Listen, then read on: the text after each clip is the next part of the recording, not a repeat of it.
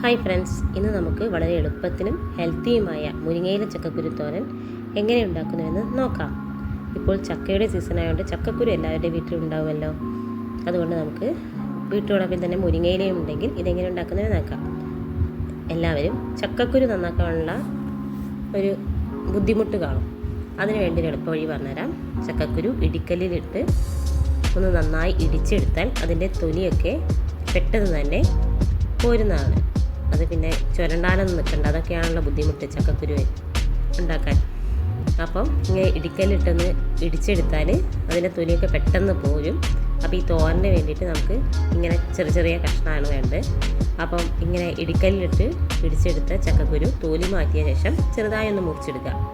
പിന്നീട് വേണ്ട മുരിങ്ങയില ഒന്നില്ലെങ്കിൽ നമുക്ക് ഇങ്ങനെ ചെയ്യാം, അല്ലെങ്കിൽ ഇളയ തണ്ട് നോക്കി മുരിങ്ങയുടെ ഇല എടുത്ത് നമുക്ക് അരിഞ്ഞെടുക്കാം.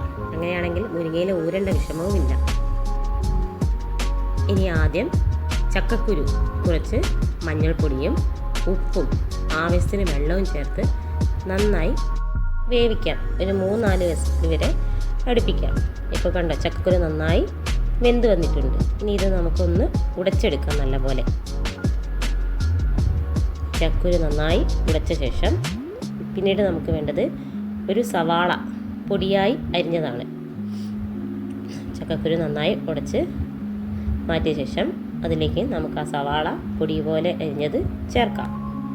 അതിനോടൊപ്പം തന്നെ നമുക്ക് മുരിങ്ങയില കൂടി ഇട്ട് നല്ലപോലെ ഒന്ന് വേവിച്ചെടുക്കാം. മുരിങ്ങയിലേക്ക് അധികം വേവൊന്നുമില്ല, അപ്പോൾ അത് അടി പിടിക്കാതിരിക്കാൻ നമുക്കൊരല്പം വെള്ളം കൂടി ഒരല്പം ചേർത്താൽ മതിയാകും.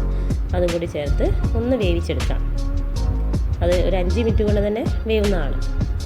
ഇനി ഇതൊന്ന് നന്നായി വെന്ത് എല്ലാം കൂടി മിക്സ് ആകുമ്പോൾ ഈ മുരിങ്ങയിലയും ചക്കക്കുരും സവാളയും കൂടി നന്നായി മിക്സ് ആകുമ്പോൾ നമുക്ക് അല്പം തേങ്ങ, ഇതിനാവശ്യമായ തേങ്ങ ഒരല്പം വെള്ളവും ചേർത്ത് ഒന്ന് മിക്സ് ചെയ്യാം.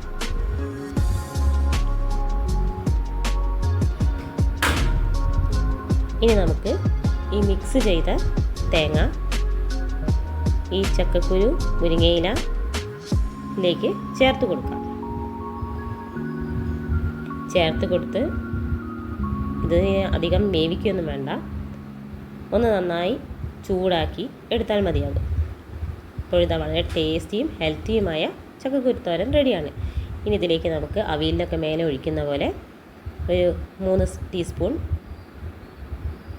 വെളിച്ചെണ്ണ മേലെ ഒന്ന് ഒഴിച്ച് ഇളക്കി വയ്ക്കാം. ഇത് നല്ല ചൂടുള്ള ചോറിനൊപ്പം കഴിക്കാൻ ഏറ്റവും വളരെ ടേസ്റ്റിയും ഹെൽത്തിയുമായ ഒരു തോരനാണ്. എല്ലാവരും ഒന്ന് ട്രൈ ചെയ്ത് നോക്കണേ. വീഡിയോ ഇഷ്ടപ്പെട്ടാൽ ലൈക്ക്